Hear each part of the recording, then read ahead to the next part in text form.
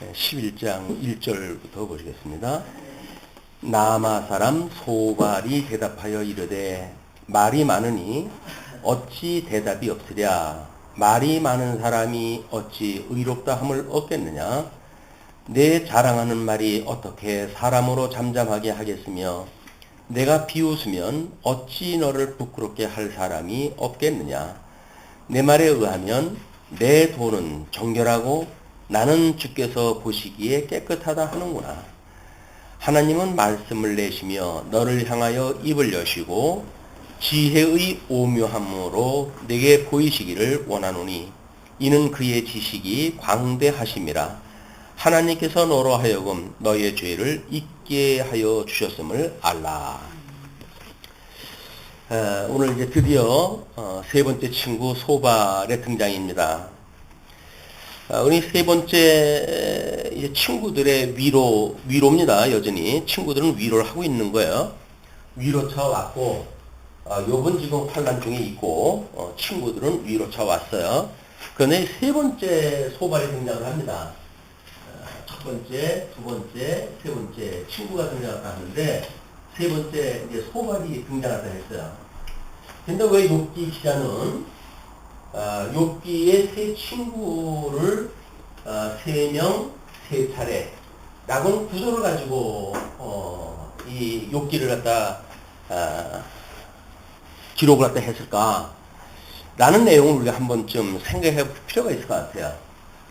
이거는 지금 욥과 소발이라고 하는 욥의 그 환난을 하고 있는 욥에게 왔던 세 친구의 관계입니다.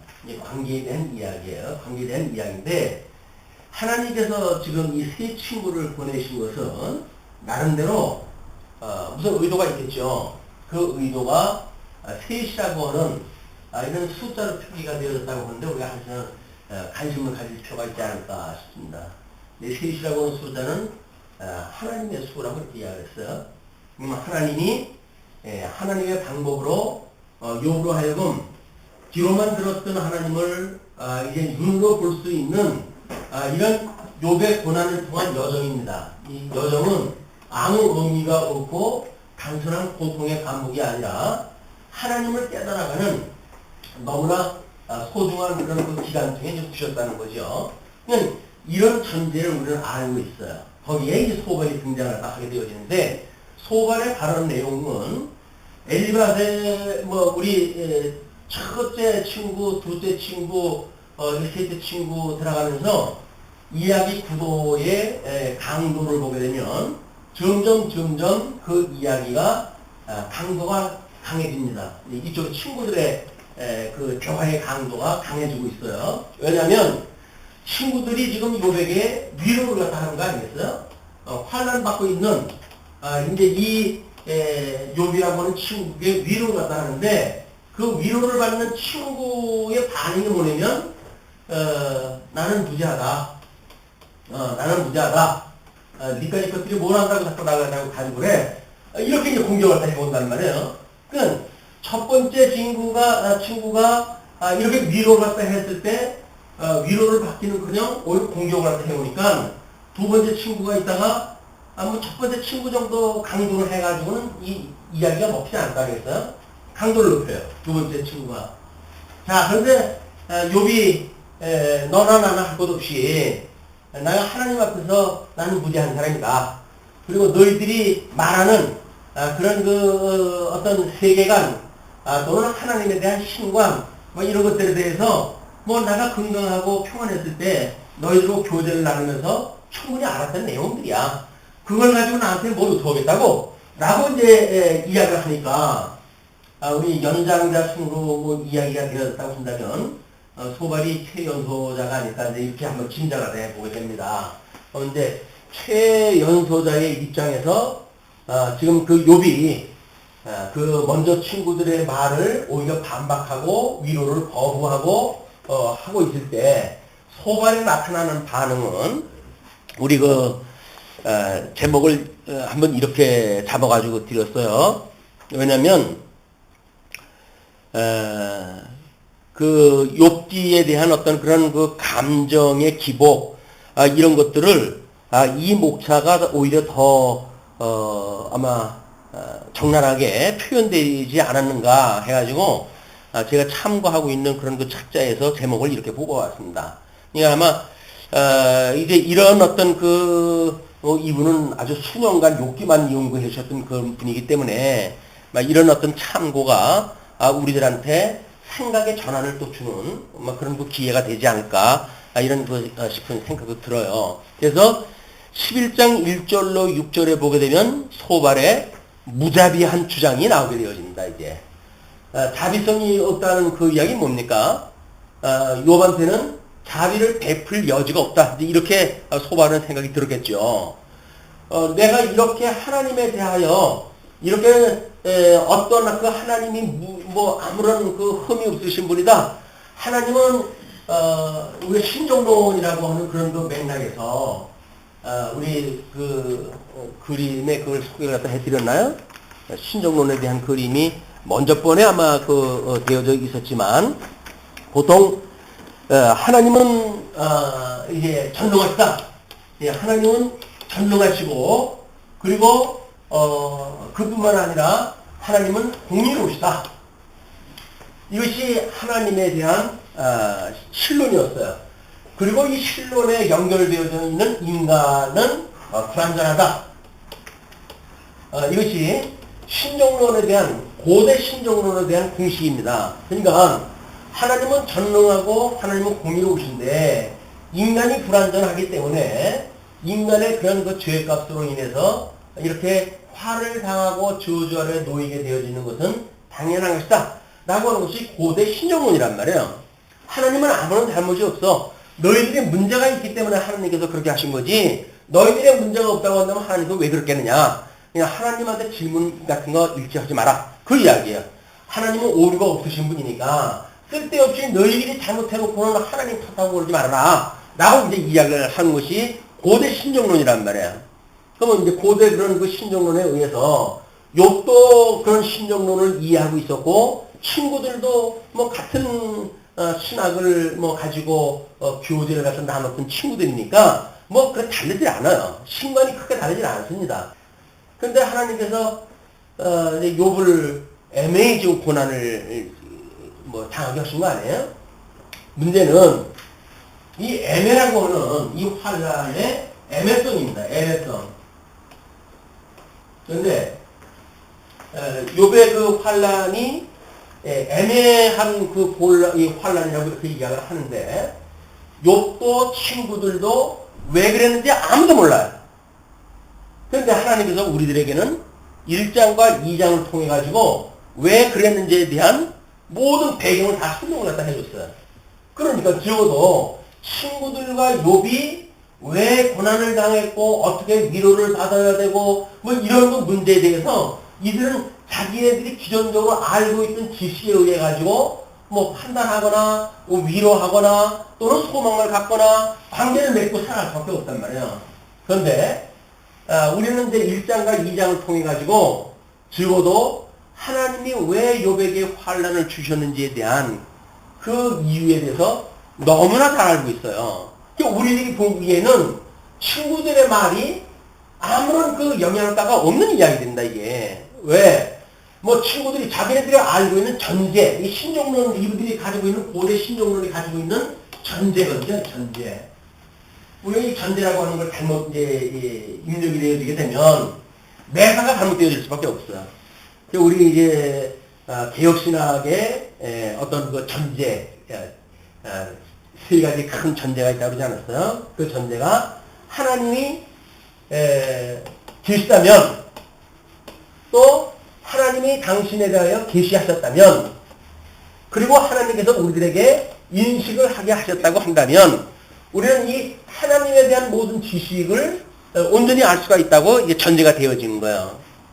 그러면 하나님이 존재가 되어져 있느냐, 하나님이 살아계시냐, 살아계시지 않느냐 라고 하는 것이 전제되어진 믿음이라고 한다면 과연 우리가 그 하나님에 대한 여타, 다른 그 부분을 어떻게 근거로 삼을 수가 있겠어요?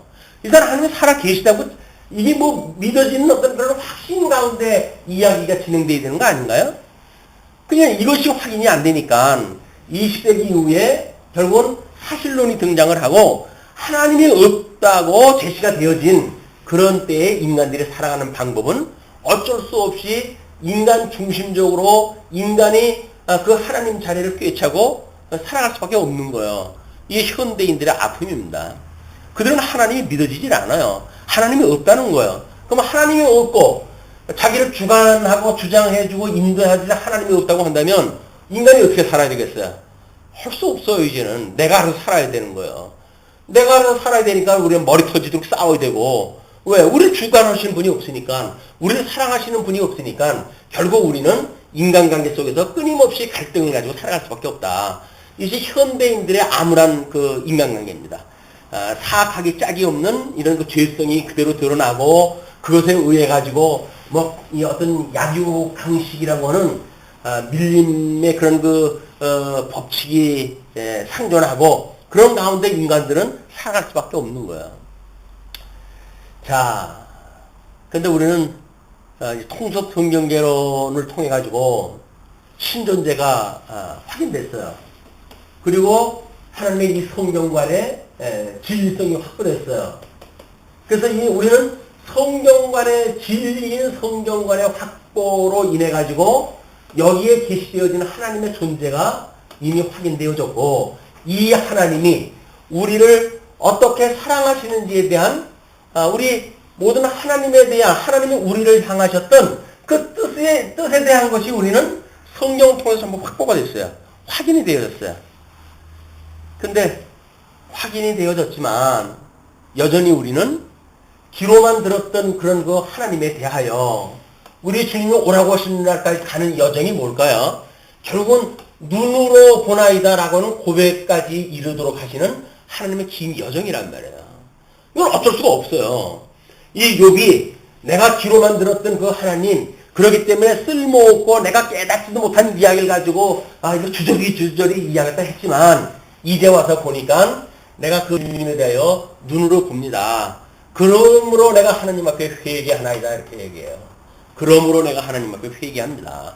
하나님을 정상적으로 우리가 마주보는 것처럼 볼 수 있는 이런 때가 되어져야 내가 과연 어떻게 하고 살았는지가 들어온단 말이에요. 근데 하나님이 어떠한 분인지를 우리가 이렇게 눈으로 마주보듯이 우리 이 성경관에 대한 걸 이야기를 하잖아요. 고린도전서에서도 온전한 것이 올 적에는 부분적으로 하던 것들이 다 패하겠다고 하셨잖아요. 그럼 우리는 성경이 신약 성경이 완성되어지고 신구약 성경이 완성되어지고 그 목차가 완성되어지고 그래서 통속 성경 개론이라고 하는 걸 가지고 이 성경 진리인 성경이 진리라고 하는 걸 붙들고 살아간단 말이에요. 이제는 그러니까 진리를 붙들고 산다고 한다면 우리는 살아계신 하나님이 믿어지고 그 하나님이 어떠한 분인가를 이미 다 알고 있는 사람들이에요.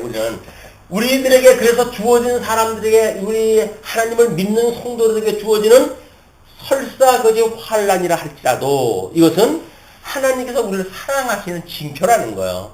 그러니까 우리가 환난 날에 너희들이 기뻐하라는 거예요. 아니 하나님의 사랑이 확인 안 되는데 환난 중에 뭘 기뻐합니까? 세상 사람들이 전부 치를 떠는 일들인데 우리가 과연 그걸 가지고 사랑이라고 믿어지지 않고 그냥 주어진 환경을 운명적으로 받아들일 수는 있겠죠. 내 팔자가 그런 듯 하겠어. 라고 팔자 소관을 이야기한다면 그냥 그걸 묵묵히 우리는 짚고 나갈 수는 있을 거예요.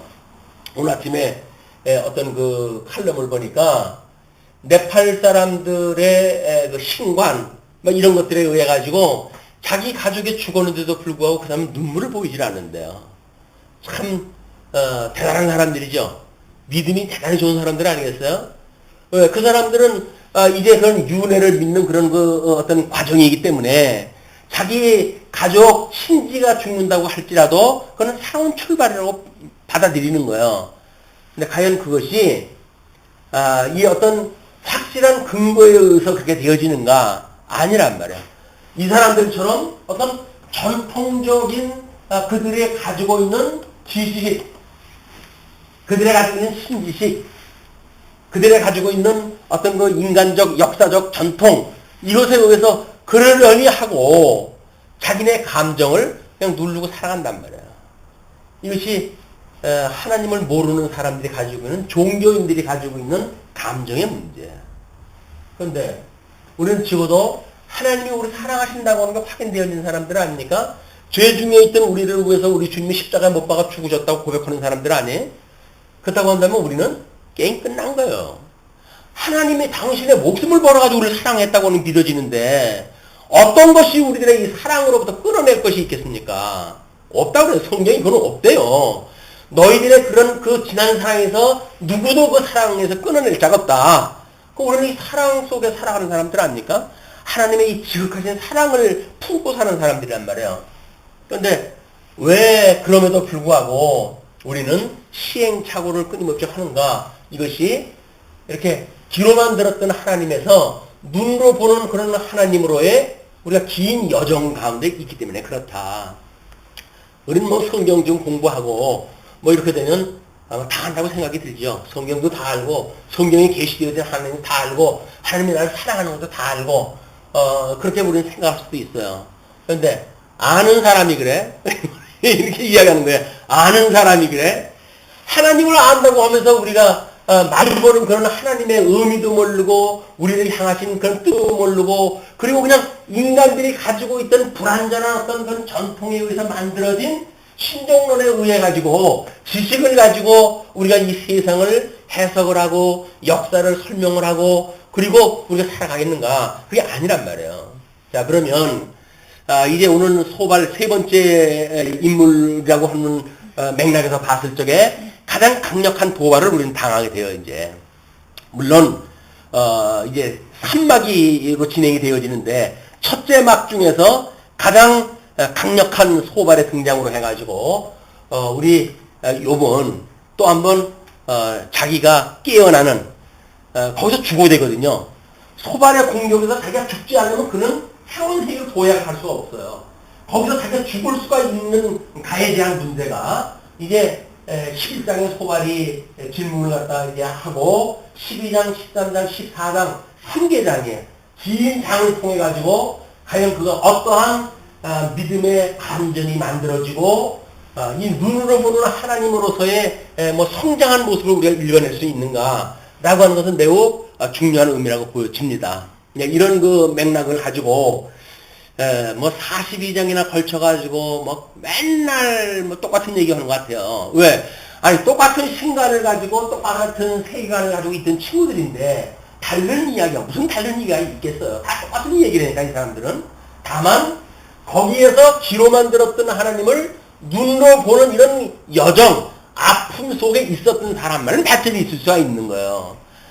아픔이 없었던 친구들은 그냥 가지고 있던 지식을 가지고 그대로 이야기를 한다니까요. 근데 이 욥만큼은 귀로만 들었던 그런 그 욥이 그 하나님을 눈으로 보는 자리까지 올라가게 되어진단 말이에요.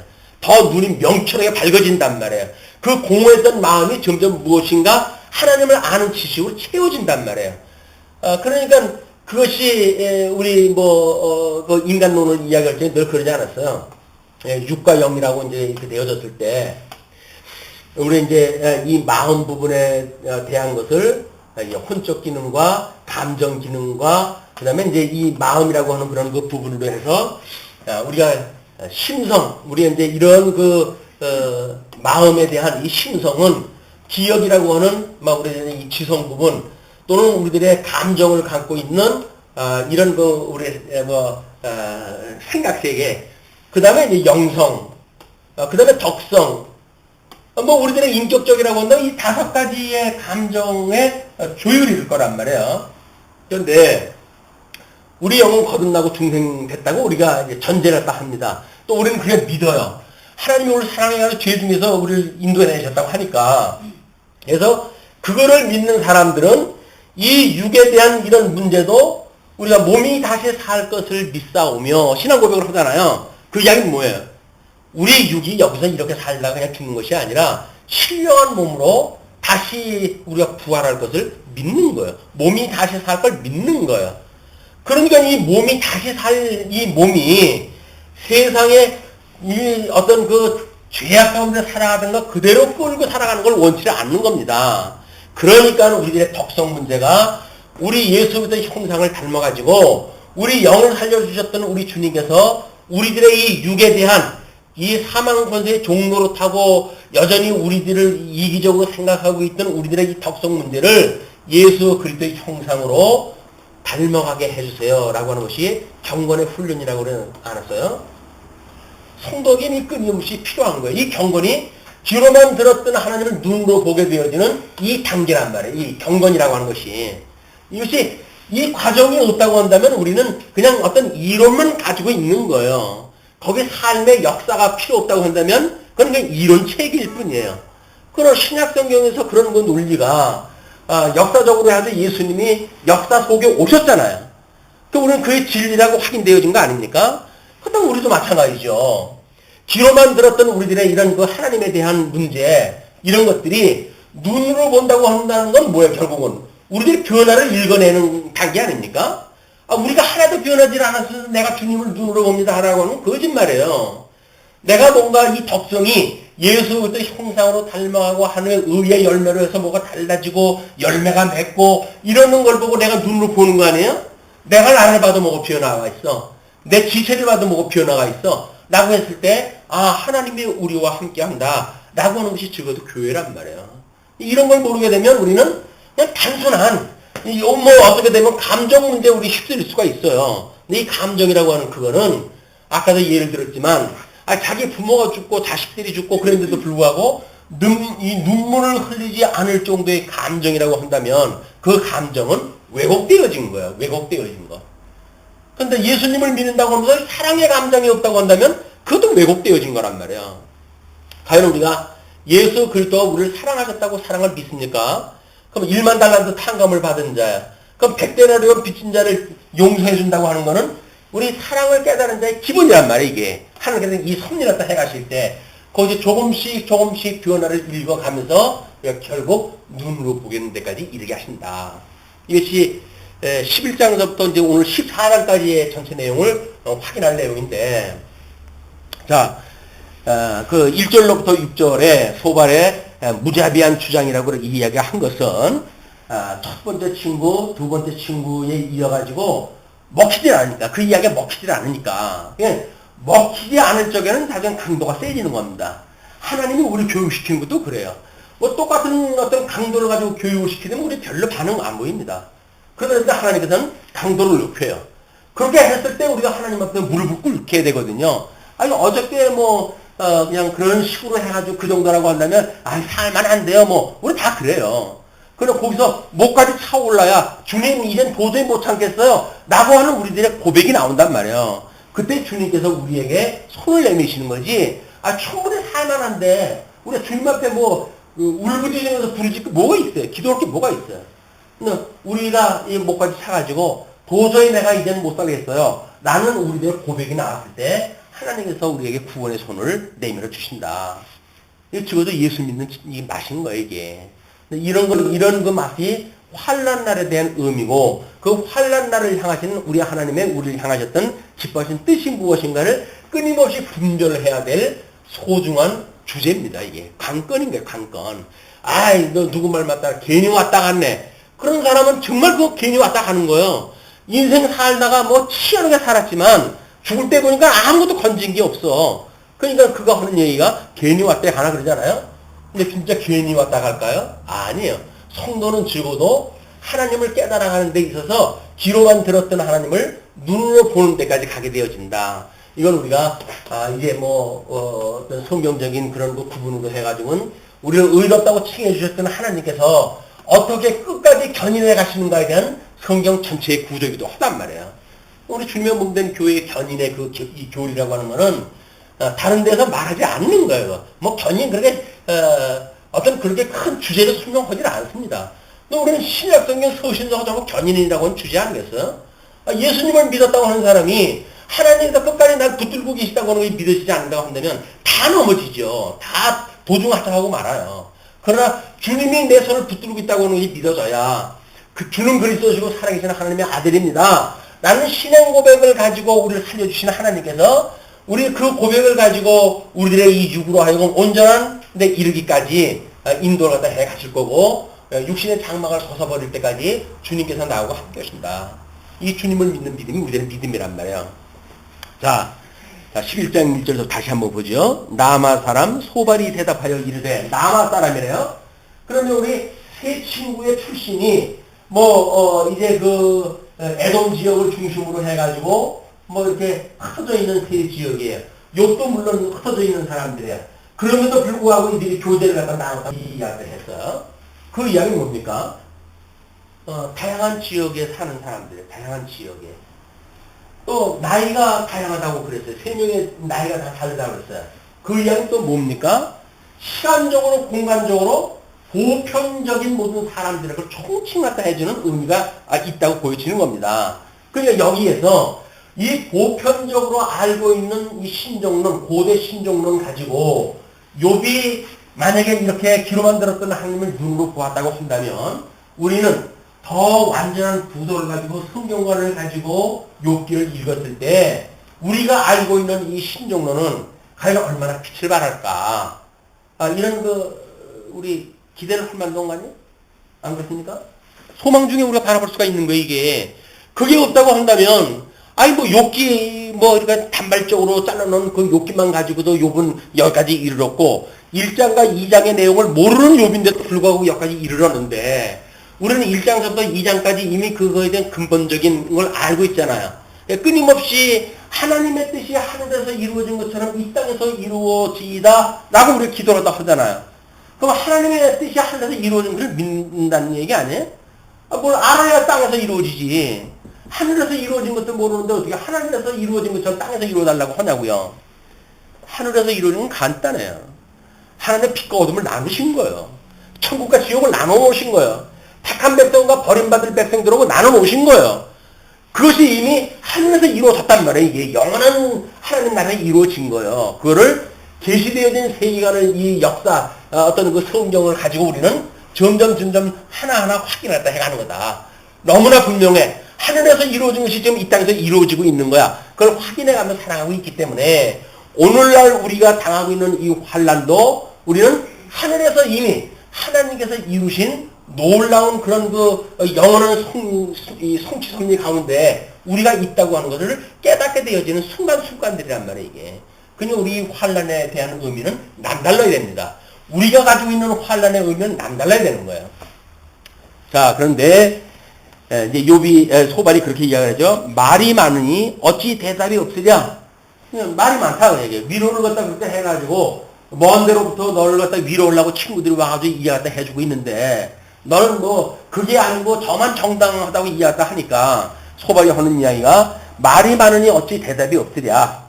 말이 많은 사람이 어찌 의롭다 하면 없겠느냐. 네가 말 많은 걸 보면 네가 하나님 앞에 옳다고 생각할 때 해보자. 그럼 말 많은 게 뭐가 있어?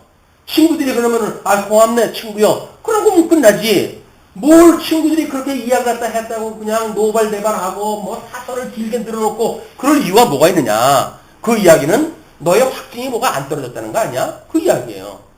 말이 말이 많은 사람이 어찌 의롭다 하면 없겠느냐. 그래서 말이 많다라고 하는 그 이야기는 진리를 모른다는 이야기다, 그 이야기예요.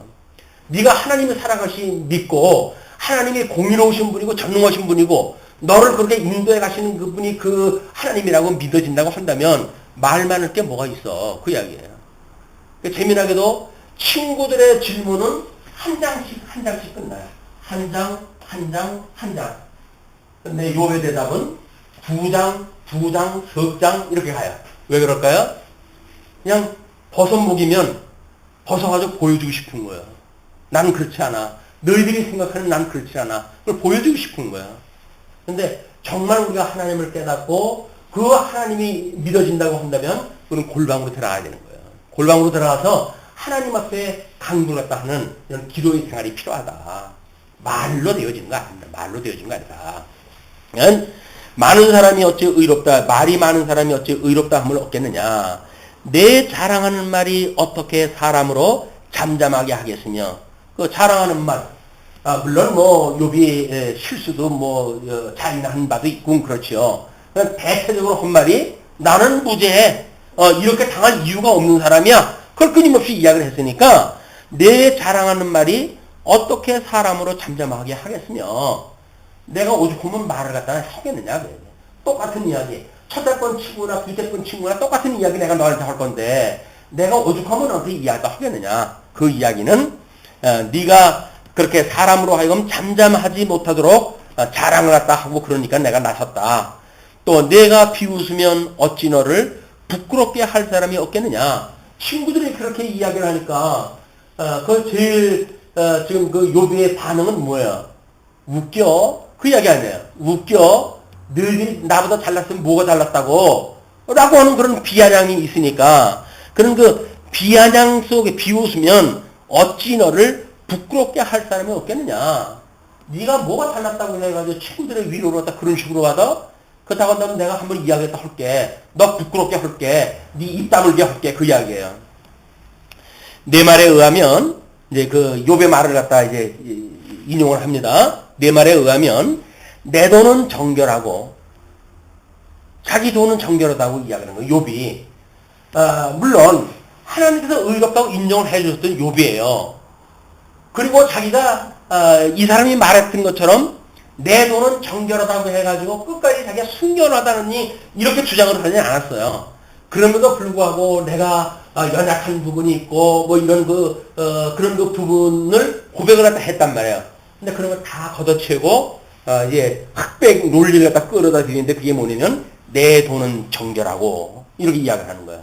그러면 내 돈은 정결하다라고는 100을 갖다 끌어다 드렸으니까 요번 주도 20이라고 하는 어떤 부족 부분을 갖다 인정을 갖다 했다고 하는데 이 소발은 너는 지금 100을 전체를 갖다 너는 하나님 앞에서 온전하다고 이야기한 거야. 너희가 무엇하는 이야기 아니야. 그럼 인간은 불완전하다고 하는 것이 우리 고대 신종론으로 우리 전통적으로 옛날부터 내려오던 그런 그 이론인데 네가 온전하다고? 그럼 넌 이미 문제가 있는 거야. 라고 이게 되어지는 거죠. 자, 그러면서 내 돈은 정결하고 나는 주께서 보시기에 깨끗하다 하는구나. 깨끗하다 하는구나. 이게 전부 올백에다 갖다 붙여놓는 거예요. 우리가 어떤 흑백론이라고 하는 것은 0과 100이라고 하는 이 숫자 사이에는 1부터 99라고 하는 중간 숫자가 있잖아요. 근데 우리가 이 전두엽의 이 기능이 마비가 되어지게 되면 생각을 깊이 하기 싫어요. 그렇잖아요. 그럼 어떻게 돼? 바로 그냥 감정적으로 눈으로 들어오는 것, 귀로 들어오는 정보 이것이 두뇌에서 전두엽으로 해가지고 여기서 끊임없는 사색을 하고 그리고 반응이 나타나야 되는데 바로 그냥 나타나는 거예요. 그게 흑백물이라고 하는 이론 체계입니다. 그래서 우리가 많은 책을 뭐 이제 어렸을 때부터 권하는 이유가 사색 기능을 늘려주기 위한 거거든요. 어떤 그 일들을 동물처럼 즉각적 반응을 보이지 말고 어떤 정보가 들어왔을 때 왜 그렇지? 이건 뭐지? 라고 하는 충분한 사색을 통해 가지고 어떤 그런 자기가 분별을 다 해내야 되는데 그런 것이 훈련되지 않게 되어지게 되면 본능에 의해 살아가게 된단 말이에요. 뭐 우리 지난 주일에도 그런 그 예를 들었지만 침판지를 이겨라 해가지고 눈으로 해가지고 화면에 나타나는 거대로 하게 되면 먹을 걸 줘요. 침팬지에다가 이제 교육을 시킬 때. 그래서 걔는 먹고 살려고 한다면 본능적으로 그걸 갖다 이제 누르는 거예요. 전문을 갖다가. 1서부터 뭐 몇십 뭐 이렇게 해가지고 깜빡깜빡 하게 나타나기도 하고 없어지게 금방 없어져요. 그럼 그걸 순간적으로 기억을 갖다 해서 다 눌러요. 왜? 다 눌러야 먹을 거리가 떨어지니까. 근데 그걸 인간 보고 허라는 거예요. 인간들이 침판지입니까? 어떤 이런 전두엽의 이런 그 기능으로 해서 살아가는 것이 이성적 존재인데 이성 없는 짐승하고 싸움을 붙여놓는 거예요. 이제 그 사람들 뭐 몇 판 안 가면 져요. 안 돼. 그건 게임이 될 수가 없는 거예요. 왜? 하나님가 만들어놓은 기능이 다르거든요. 짐승하고 사람하고 달라요. 근데 그거를 짐승하고 싸워가지고 싸움을 갖다 붙여놓고는 뭐 아주 우스갯거리를 만들고 이렇게 이야기를 하는데 참 알고 보게 되면 기가 막히고 코가 막힌 일입니다. 그때 그랬잖아요. 뭐 개하고 냄새 맡는 것 시합시켜놓지. 짐승들은 자기의 본능이 하나님께 특별하게 주신 그런 그 본능들이 있기 때문에 청각이 밝은 그 짐승들 뭐 그 어떤 예지감이 있는 그런 그 짐승들 다 달라요. 인간들이 그래서 짐승들만도 못해. 이 본능적인 그 어떤 면면을 보게 되면 약하게 짝이 없는 겁니다. 다만 머리가 쓸 수가 있는 거기 때문에 만물의 영장이 되어진 거지 기능이 다른 짐승보다 강하기 때문에 이게 만물의 영장이 되어진 게 아니란 말이에요. 그럼 적어도 우리가 만물의 영장이라고 하는 맥락에서 사람이라고 하면 이게 사람으로의 어떤 그 기능을 우리는 강화시켜 놔야 되겠고 거기에서 특별히 우리는 구원을 받은 성도라고 만약에 우리가 믿어진다고 한다면 사랑받은 성도로서의 그것이 점점 경건의 훈련을 해 가야 되는 거지. 본능에 의해서만 살아가는 것은 너무 우리가 이렇게 이 어떤 성경에서 우리들에게 계시하셨던 하나님에 대한 귀로만 들었던 하나님을 눈으로 보게 하시기 위한 이런 가이드라인인데 그걸 따라서 가야 되는 거야. 평생 일용할 양식을 삼아가지고 끊임없이 귀로만 들었던 하나님을 눈으로 보는 그 과정을 겪고 가야 되는 거야. 이걸 통해가지고 오늘 훈련을 시키신다. 그러니까 다른 사람을 공격을 할 적에는 흑백 물질을 만들어 놓고 공격을 하면 돼요. 내 말에 의하면 내 돈은 정결하고 나는 주께서 보시기에 깨끗하다 하는구나. 네가 그랬으니까 너는 옳다는 거 아니야? 너는 그러자는 게 없다는 거 아니야? 그러니까 너는 내가 공격할 것이 없다는 이야기야? 이런 식으로 이 도식을 만들어 버리게 되면 그냥 싸우자 그 얘기예요 이게. 자, 5절에 하나님은 말씀을 내시며 너를 향하여 입을 여시고 모든 이 인간, 이 피조물인 인간 이 욥이 가지고 있는 너의 생각들은 이미 하나님께로부터 말미암은 거라는 거죠. 하나님은 말씀을 내시며 너를 향하여 입을 여시고 지혜의 오묘함으로 내게 보이시기를 원하노니 하나님이 어떠한 분인가를 너한테 보여주기를 원해가지고 하늘의 뜻이 지금 이 땅에서 이렇게 이루어지고 있는 거 아니냐. 네 고난이라고 하는 것이 그냥 되어진 건 아니잖아. 뭔가 하나님의 뜻이 지금 이 땅에서 왜 이루어지고 있는 걸 보여주기 위한 사건 아니겠어?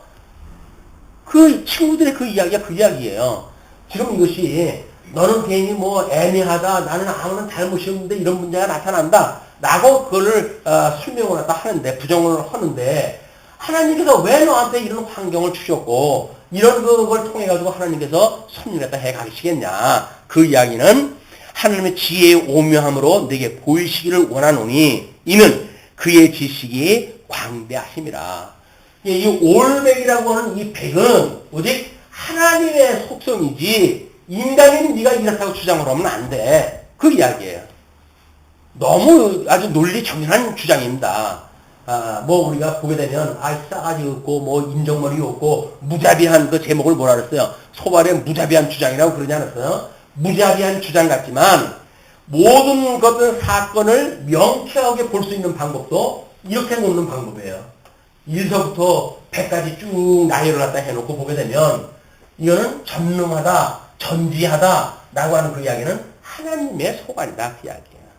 우리 인간은 뭔가 부족한 거예요. 어쩔 수가 없이.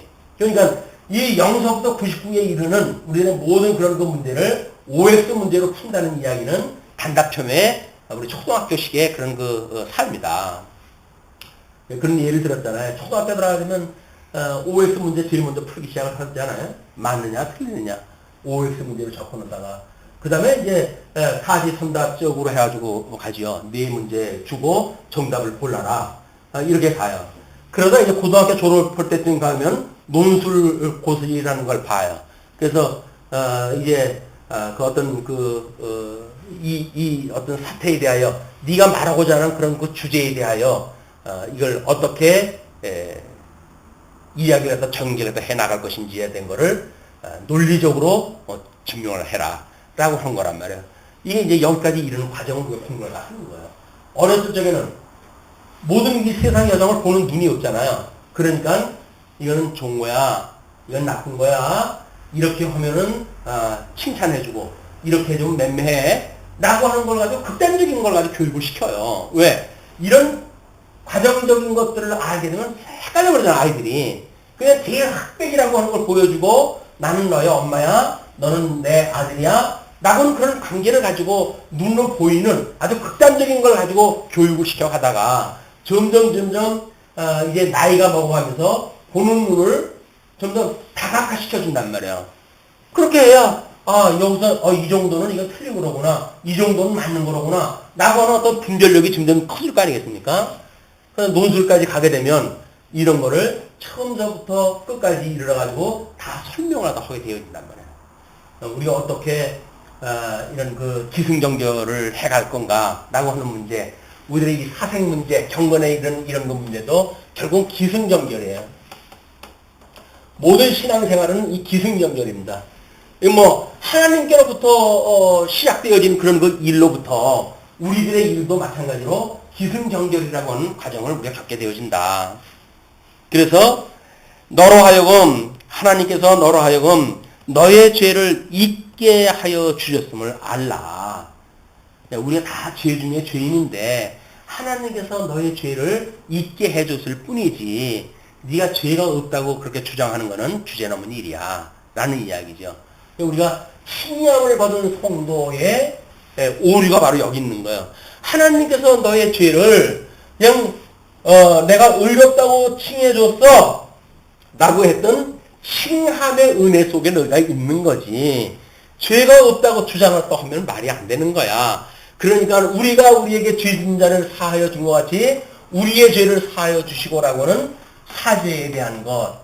우리 이제 성령, 우리 사도신경을 외울 때 성령 부분에서 이야기하는 게 다 이거 아닙니까? 우리 공교회와 그 다음에 성도의 교제와 성도의 교제의 뒤에 꼭 뭐예요? 죄를 사하여 주시는 것과 그 다음에 몸이 다시 사는 것과 그리고 영원히 살 것을 믿고 그리고 선한 자와 악한 자를 심판하실 걸 믿고 이것이 우리가 신앙 고백을 매일같이 하는 일이란 말이에요, 이게. 그런데도 불구하고 신앙 고백을 할 적에만 이게 되어지는 거예요. 왜? 신앙 고백을 갖다 할 적에는 전부 전두엽을 이용하다 해가지고 하는 것이 아니라 뭐예요? 그냥 기억되어져 있는 걸 갖다 하는 거니까 거기에는 우리의 영혼이 없어요. 그냥 우리가 그러다 가끔 무슨 이렇게 뭐 반응을 보여줄 때 영혼 없는 반응이다 이렇게 이야기를 하는 건 뭡니까? 그냥 이제 이벤트성 이 이야기란 말이에요. 이벤트성 이야기니까 거기 영혼이 없는 거예요. 거기에 우리가 우리의 죄를 사하여 주옵시고 라고 했을 때 이 죄인으로부터 경건의 단계를 거쳐가지고 우리 하나님의 이 육신의 장막을 벗고 거기까지 가는 날까지 이 백을 다 생각하면서 우리의 죄를 사하여 주시옵고 라고 우리 과정을 생각을 해야 이것이 뭔가 진정성 있는 하나님 앞에 기도가 되어지고 신앙 고백이 되어지지. 그냥 두들두들 외우다가 죄를 사하여 주시고 뭐 용서해 주실 걸 믿고 몸이 다시 살 걸 믿고 라고 하는 암기되어져 있는 걸 그냥 이야기하는 거는 영혼 없는 고백이다. 하나님께서 영혼 없는 고백을 원치는 않으셔요. 더듬더듬 하는 한이 있어도 하나님께서 듣는 거는 이걸 원하시는 거예요. 너의 이 마음을 내가 알고 싶어. 외운 거, 정답, 그거는 그냥 책에 보면 다 나와져 있어. 나는 그걸 원하는 게 아니라 네 삶을 통해 가지고 나에게 깨달아진 것, 그걸 나한테 고백해 주지 않으련 이걸 하는 거 원하신단 말이에요. 근데 우리는 정답을 보잖아. 이 수학에서도 이 과정을 봐야 되는데 과정을 안 보고 답안지 제일 뒤에 거 빼가지고 정답 보고 뭐 네 가지 문제 중에 한 가지 고르는 거니까 뭐 다 나오잖아요. 정답이 이미. 거기에는 이런 어떤 영혼이 없는 거다. 리액션 자체에 나름대로 어떤 그 진심이 담겨져 있지 않은 이런 관계가 되어진다. 우리가 이런 그 관계가 어떠한 건지 충실히 살펴보는 이런 신앙생활에 매우 필요한 거라고 보여집니다. 자, 그리고 두 번째 7절부터 12절까지 자신의 신지식을 자랑해요. 뭐 이거는 욥도 가지고 있던 신지식이겠죠. 자, 내가 하나님의 오묘함을 어찌 능히 측량하며 전능자를 어찌 능히 완전히 알겠느냐. 하늘보다 높으시니 내가 무엇을 하겠으며 스올보다 깊으시니 내가 어찌 알겠느냐. 그 광활하신 하나님, 그 하나님에 대하여 어찌 알겠느냐. 그의 크심은 땅보다 길고 바다보다 넓으니라 라고 해가지고 뭐 땅서부터 바다서부터 저 하늘로부터 수월에 이르기까지 모든 천지 만물의 공간을 통해가지고 문제를 제기했다 하는 거죠.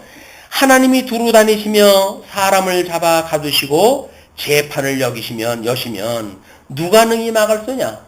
하나님이 입법자고 하나님이 행법자고 하나님이 사법자신데 하나님의 법의 기준에 의해 가지고 잘못됐다고 감옥에다 가두고 그걸 심판한다고 한다면 누가 대답을 할 것이냐 그 이야기예요. 하나님은 허망한 사람을 아시나니 허망하고 속이 비어있는 사람을 아시나니 악한 일은 상관하지 않으시는 듯하나 다 보시느니라. 하나님께서 허망스러운 이 속이 비어 있는 거예요. 이 속이 비어 있어요. 그 양극단에만 이제 뭐가 나눠져 있는 사람이에요. 뭐가 이 속이 펑 비어 있는 사람들, 이런 사람 하나님이 아시는데 악한 일은 상관하지 않으시는 듯하나, 여기서 별반 하나님의 관심을 보이지 않는 것처럼 보이시지만 하나님께서는 우리들의 머리카락까지 세신 바가 되어졌다, 그 이야기죠. 그러니까 욥은 지금 자기가 무죄하다라고 하는 걸 주장을 하잖아요.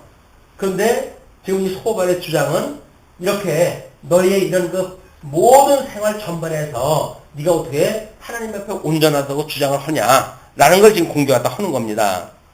뿐만 아니라 허망한 사람은 지각이 없나니, 여기 있는 사람은 이게 이성 기능이 없으니까 이게 지각이 없는 사람이란 말이에요. 이성이 없는 짐승과 같은 그런 그 동물을 흔히 이렇게 표현을 하는데, 하나님은 허망한 사람은 지각이 없나니 그의 출생함이 들나귀 새끼 같으니라. 짐승하고 달릴 바가 없다, 그 이야기예요. 이 생각이 없으면 우리들한테 이 어떤 지성 작업이 가능하도록 주신 것은 이건 복 중에 복인 겁니다. 그러나 우리는 이 생각 세계에 들어가면 머리가 뽀개지는 것처럼 아프잖아요. 이게 머리가 뽀개지는 것처럼 아파요. 그 과정을 통해 가지고 뭔가 답을 얻었을 때, 뭐 심한 그 갈등을 가지고 있는데 하나님의 말씀을 듣다가 뭐가 이 답을 얻었을 때 그냥 뻥 뚫리는 것 같은 그런 어떤 그 시원함을 맛보신 적 있으십니까? 이거구나. 이거구나. 주님께서 여기까지 인도하시라고 이렇게 하셨구나. 라고 하는 답을 얻었을 때 우리는 명쾌하게 하나님의 답에 이르게 되어진다.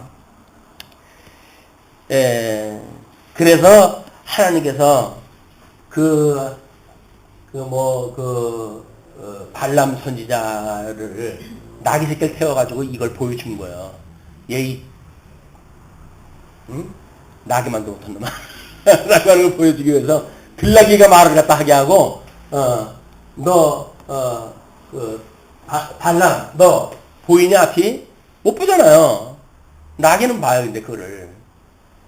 인간이 잘할 게 없는 거예요. 하나님의 은혜로 붙들어줘야 되는 일이기 때문에 너는 들나귀 새끼 같다.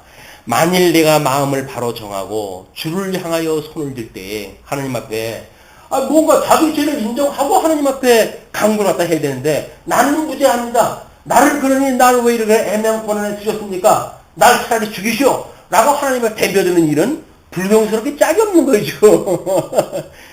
하나님께서 지금 무슨 이유가 있는지를, 자, 내 손에 죄악이, 지금 13절로부터 20절까지 소발이 기만적인 제안을 갖다 하는 거예요. 내 속에 죄악이 있거든 멀리 버리라. 그리고 불의가 내 장막에 있지 못하게 하라. 내가 지금 깨닫지 못하는 죄가 나한테 있어. 그냥 그런 거를 하나님 앞에 이제 네 장막에 있지 못하게 해라. 그리하면 내가 반드시 흠없는 얼굴을 들게 되고 굳게 서서 두려움이 없으리니, 믿음으로 회복되어지겠다는 이야기죠. 곧 내 환난을 잊을 것이라. 내가 기억할지라도 물이 흘러감 같을 것이며, 물이 흘러간 자리는 더 달았어요. 모른다 그랬잖아요, 이게. 그러니까 네가 정말 당하기 어려운 환난이 있다 할지라도 하나님께서 회복을 해주시게 되면 그렇게 아팠던 고통 다 잊어버려. 마치 해산의 그 고통을 잊어버린 여인이 또 아기를 출생하는 것처럼 우리 그 고통을 잊어버리게끔 하나님의 섭리를 해가시는 거야. 그러니까 내가 물이 흘러간 것 같을 것이니까, 환난을 잊을 것이니까 하나님 앞에 죄를 고백을 하고 간구해라. 그러면서 내 생명이 날이 대낮보다 밝으리니 어둠이 있다 할지라도 아침과 같이 될 것이요. 그러니까 이미 이제 그 부활의 어떤 소망 이런 것들 제시를 갖다 하는 거죠. 내가 희망이 있으므로 안전할 것이며 두루 살펴보고 평안히 쉬리라. 희망이 있으므로 이제 비록 환난 가운데 있지만 안전할 것이고 두루 살펴보고 평안히 쉴 것이다. 내가 누워도 두렵게 할 자가 없겠고 많은 사람이 내게 은혜를 구하리라. 네 이런 그 경험에 의해 가지고 많은 사람들이 오히려 너한테 은혜를 구하게 되어질 것이야. 회복이 되어지게 되면 그 이야기예요. 그러나 악한 자들은 눈이 어두워서, 눈이 어둡다는 이야기는 이미 모든 정보 기능이 이제 왜곡되어진 정보 기능이 들어오겠죠. 안목의 정욕을 따라서 살아가게 되어지겠죠. 이거는 어두워서 도망할 곳을 찾지 못하리니 그들의 희망은 숨을 거두는 것이니라. 네가 자꾸 죽기를 원하고 그러는데 네가 악인이 되어져서 정말 죽기를 원한다고 한다면 그거는 악인들이 피할 길을 찾는 거야. 그럼 네가 만약에 하나님 앞에 그렇게 소중하다고 한다면 끊임없이 네 죄를 찾아가지고 하나님 앞에 고백을 한다 하고, 그러므로 내가 하나님 앞에 회복되어지는 그런 걸 바라야지 생일이나 저주하고 있고 왜 날 죽이지 그냥 죽냐고 해가지고 하나님한테 공박이나 하고 이렇게 하는 건 악인들이 하는 일이야. 자, 11장까지 지금 읽은 내용 가지고 욥이 부정할 만한 이야기가 사실은 없어요. 다만 욥이 나중에 이제 공박을 한다고 했을 때는 이 과정에 있는 내용들을 가지고 이야기를 하겠죠. 그러나 원론적으로 봤을 때는 소발의 이 어떤 항변 이것에 대하여 문제가 없어요. 근데 우리는 그 문제가 없다고 하는 것이 문제로 여기시는 거예요. 이제 왜 소발이 너무 명쾌하게 이야기하자는 이야기는 뭡니까? 과거에 욥이 가지고 있던 신령론이고, 욥이 가지고 있던 신관이고, 욥이 가지고 있던 인생관이고, 욥이 가지고 있던 세계관인 거예요. 이거는 귀로만 들었던 이론적인 논리에 지나지 않는다. 그러니까 욥이 당하고 있는 어떤 경험의 세계, 그거가 빠져있는 친구들은 여전히 경험이 없는 관념적인 그런 이론을 제시한 것뿐에 지나지 않는다. 그 이야기예요. 그러나 욥이 똑같은 그런 그 신론을 가지고 있었지만은 이제 이런 환란의 과정을 겪으면서 결국 하나님을 눈으로 보는 데까지 이르게 되어지는 너무나 값진 이런 것이 하나님께서 예수 그리스도를 통해 가지고 이 고난이라고 하는 의미를 주시는 거예요. 그것이 우리가 에덴 동산에서 하나님께서 우리들한테 양대 언약을 하셨잖아요. 이 양대 언약으로부터 행위 언약을 인해 가지고 이미 이 행위 언약을 인해 가지고 모든 인류가 아담 이후의 모든 인류가 죄 중에 출생이 되어졌고 죄 중에 잉태되어진 거 아닙니까? 그러니까 모든 인생이 죄인인데 이거로부터 우리 하나님의 은혜로 구원을 받은 성도들이 있으니까 이제 욥도 여기 해당이 되어지겠지만 구원이 되었다는 이야기는 내가 죄가 없어가지고 구원되어진 것이 아니라 하나님의 은혜 언약을 인하여서 구원받았다고 하는 그런 고백이어야 되지 나는 죄가 없어요 라고 하는 고백은 안 된단 말이에요. 또 우리 예수님한테 부름을 받았기 때문에 난 죄가 없어요. 이제는 내가 한 번 구원받았는데 무슨 또 죄가 있단 말입니까? 라고 하는 그런 그 논리는 우리는 죄가 없기 때문에 의인이 되었다고 하는 지금 욥의 논리하고 똑같은 거예요. 그렇지 않다. 우린 죄인임에도 불구하고 하나님의 은혜를 인하여서 우리가 구원의 이 반열에 들어서게 한 거지 우리가 죄가 없기 때문에 그렇게 한 것이 아니다. 끊임없이 우리가 구할 것은 은혜지 내가 죄가 없다고 하는 우리 죄인의 자랑이 여기 있을 자리가 없다. 이게 지금 우리가 새로운 신정론이라고 하는 그런 맥락에서 이걸 이해해야 된다. 그래서 이 버릴 자, 유기할 자를 하나님께서 이미 창세전부터 이미 이게 예정되어진 거 아닙니까? 이거 죽일 자는 예정되어진 거 이루셔야죠. 하나님 공의로우신 하나님인데 당연히 그걸 이루셔야 되고 그러나 하나님의 그 의를 이루시기 위해서 이 선택되어진 자들은 구원에 이르는 하나님의 그런 자기의 피를 흘리시는 사건이 이게 있어야 된단 말이에요. 이게 없이 우리가 뭐 어떤 형식적인 제사를 드려가지고 이룬다든지 이런 거는 생명이 없는 제사에 지나지 않는다. 욥이 귀로만 들었던 그런 그 제사의 행위는 자기 아들들을 위해서 드렸던 제사의 행위는 다 부분적으로는 뭐 이 하나님의 명령에 순종하는 그런 순전성도 있었겠지요. 그러나 여전히 귀로만 들었던 그런 일이기 때문에 자기가 직접 이런 그 피 흘리는 고통 속에 빠졌을 때 하나님의 그 고통을 당하는 것을 예표적으로 보여주는 인물로 이게 거듭나는 거예요. 이 욥이. 그 거듭나는 그 욥의 사건을 통해서 우리는 피 흘려 돌아가셨던 예수 그들을 만나게 되어지는 겁니다. 그 예수님을 인하여 우리는 구원에 이르렀다라고 하는 이 은혜의 감동을 가지고 이 경건에 또 욥이 지나왔던 그 이 환란의 시간들을 우리는 마땅히 지나가야 되는 거예요. 그렇지 견인에 이르기까지 이시는 하나님의 섭니다. 환란 날에 온전히 기뻐하라라고 하는 서신서의 기자들의 그 이야기는 바로 이 욥기의 이야기를 충분히 압축을 갖다 해가지고 신약적 의미를 도출했다 해낸 거다. 그럴 때 우리는 여기서 환란 날에 기뻐할 수 있는 의미가 있는 거예요. 아니면 그냥 싸줄 거니까 조금 참아. 그러다 보면 좋은 날 주시겠지. 이런 막연한 것이 아니에요. 너무나 확실한 이런 과정을 이렇게 인도하다 해가신다.